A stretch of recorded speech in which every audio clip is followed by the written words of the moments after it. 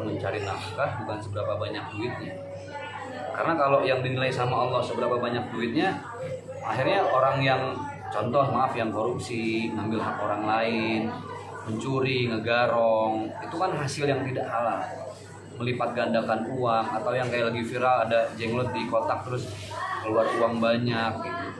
Nah, yang dinilai sama Allah bukan banyaknya uang tapi usahanya. Usahanya ini halalan thayyibah, nggak cuma halal tapi baik. Banyak usaha yang halal, banyak usaha tuh halal, tapi tidak baik. Kenapa? Karena nyari duitnya dari yang halal tapi keluarinnya di uang yang haram, kan gitu. Nah, ini sama sebenarnya. Ketika kita terberdaya sama orang, sama seseorang, ayo naruh duit, nanti duitnya berlipat-lipat. Nah, itu ada sesuatu yang disebut oleh Allah Subhanahu wa taala itu dia bukan orang yang mukmin. Orang yang mukmin itu adalah orang yang mencari nafkah, bekerja lillahi taala, dan jelas-jelas yang dia dapat halal. Kalau ini kan enggak ada kerja, dilipat gandakan. Kita juga nggak tahu itu settingan apa benar, kita nggak paham. Kalaupun settingan, ya berarti masuk kategori nipu banyak orang. Kalaupun bener enak banget gitu kan, ngapain orang kerja capek-capek, ngapain kita peres keringat banting tulang, mendingan dilipat gandakan, taruh uang di situ, enak. Tapi kan itu tidak mengajarkan kepada kita untuk mencari nafkah yang halal. Karena gini, ada sebuah kisah, Rasulullah itu sangat-sangat menghargai laki-laki yang mencari nafkah untuk keluarga, istri dan anak-anaknya. Selesai sholat isya berjamaah, ada salah seorang sahabat Rasul yang dilihat sama Rasul, tangan kanannya bagian atasnya warna hitam legam. Ketika ditanya, kenapa dengan tanganmu wahai sahabat? Aku ini pengembala kambing, jadi pergi pagi kemudian pulangnya menjelang malam. Rasul nggak bilang apa-apa, Rasul senyum, Rasul ambil tangan sahabatnya, Rasul ciumin bolak-balik, dan Rasul bilang, hadhihi yadun yuhibbuhullah wa rasul. Inilah tangan yang dicintai oleh Allah dan Rasulnya. Artinya tangan-tangan orang yang berusaha keras. Tapi Rasulullah itu sangat murka terhadap orang yang nyari uang secara instan. Banyak konteks sekarang kayak kedukun, yang ngepet, miara tuyul, gitu-gitu loh. Terus melipat gandakan kayak dengan jenglot. Itu mah udah pasti jauh dari Allah. Karena tidak diridhoi oleh Allah Subhanahu wa taala gitu. Nah, sebagai pemuka agama lah ya, orang yang ngerti agama, ini perannya seperti apa, Tat? Karena di zaman sekarang pun orang masih bisa dibodohi dengan cara seperti itu, masih banyak orang baru percaya seperti itu. Nah, peran kita ini sebagai masyarakat bagaimana, Tat, untuk kami tidak menekan hal seperti itu? Kita ini masyarakat Indonesia masih hobi dengan yang klinik-klinik sih ya, yang mistik-mistik, yang instan-instan.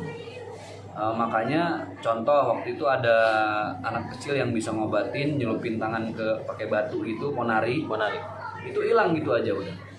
Terus ada lagi siapa yang belum ngeluarin uang dari belakang, yang akhirnya di penjara? Ya itu dia. Siapa? Dimas Kanjeng. Itu juga rame.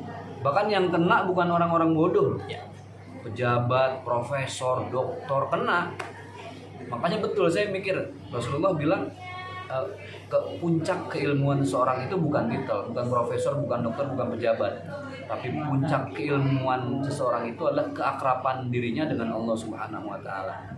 Jadi orang yang akrab dengan Allah itu gak akan pernah takut miskin, gak pernah takut kaya, karena menurut dia rezeki udah diatur.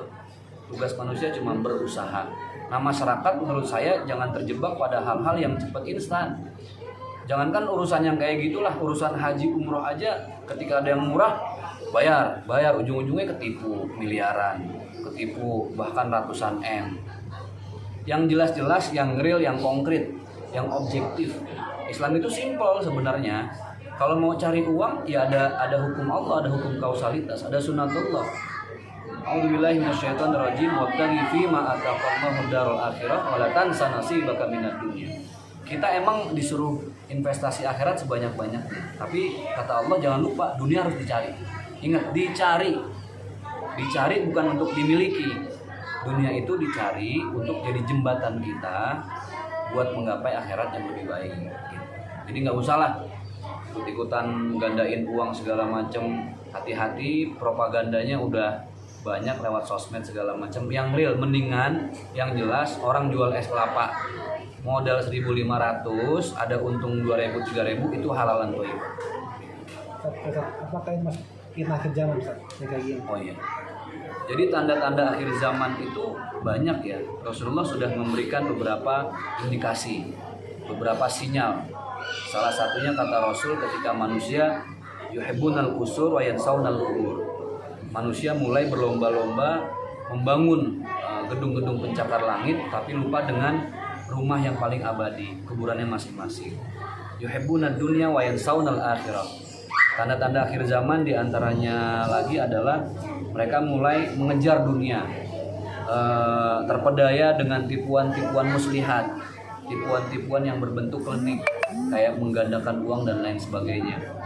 Sekarang masuk akal nggak sih menggandakan uang?